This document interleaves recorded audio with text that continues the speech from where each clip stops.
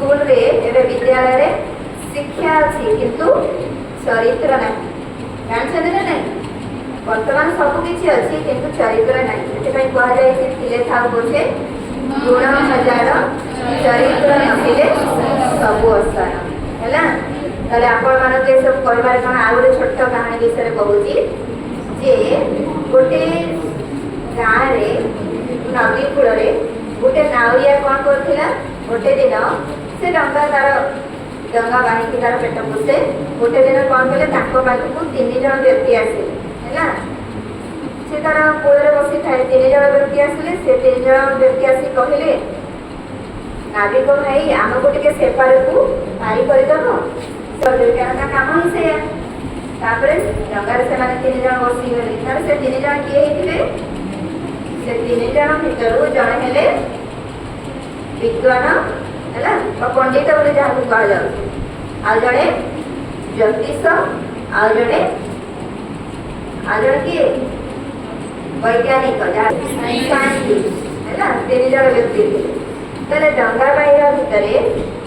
बाह्य मझी दरिया से पहुँची ना नहीं कहीं नाविया भाई नौकरी से 3 जन भितर जुक्ति चली वर्तमान संसार में सबुठार कहार उच्च मान्यता वर्तमान रही सबुठार पावर वर्तमान कहार संसार में चली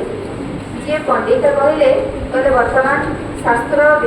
शास्त्र ज्ञान वर्तमान सबुठार उच्च संसार में दरकार जे ज्योतिष थे से कहले ज्योतिष विद्या नथिबा भी संसार आवश्यकता तापर साइंटिस्ट कौन कही वर्तमान आप जानी विज्ञान वर्तमान को आगक गला ना नहीं ताले विज्ञान एत आगक जा भितर से कहले वर्तमान सारा संसार सब आगे किए अच्छी विज्ञान अच्छी ये सब भितर कहले ना सब ये जिन सब आगे अच्छी ये जिन सब 3 जन भितर जुक्ति तरफ चलना जुक्ति तरफ चलवा भितर से कहले ठीक अच्छे नाउरिया भाई तो अच्छा आम टे पचारिदेव से पचारे आसिक पंडित जी पंडित सी पचारे अच्छा नाउरिया भाई तमे शास्त्र विद्या विषय किसी जान सी कौन कही गोटे वर्ड कहला जे सकाल जाई संजे आसूसी डंगा बाही पारी पेट पोषुची से गोटे डायलॉग मारला कौन मारला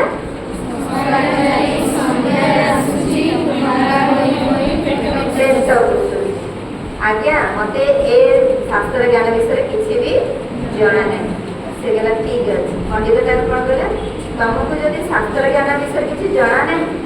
तुम जीवन 25% वृद्धारे जाए आज्ञा ठीक अच्छे से कहले ज्योतिष अच्छा से कहले अच्छा सी तो छाड़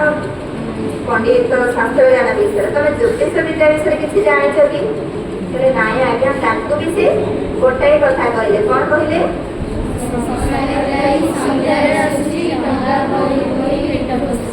सकाले जाई संजे आसूची डंगा बाही पाई पेट पोषुची आज्ञा मत ज्योतिष विद्या विषय किसी भी जना ना तृतीय व्यक्ति किए वैज्ञानिक साइंटिस्ट सी पचारे अच्छा ठीक अच्छे ये विषय को जानने पुराना होगा बर्तमान जो हिसाब से विज्ञान चली टेक्नोलोजी बढ़ी तुम्हें जान ना विज्ञान विषय भी से गोटे बारे कहना जो ज्योतिष कहले तुम जान ज्योतिष विद्या विषय कौन कहले तुम तुम जीवन 50% वृथारे गला व्यर्थरे गला मैंने किसी जाना तापर जो से कहले साइंस विषय साइंटिस्ट पचारे से कहले मुझे आज्ञा मत किसी आज विज्ञान विषय मत किसी भी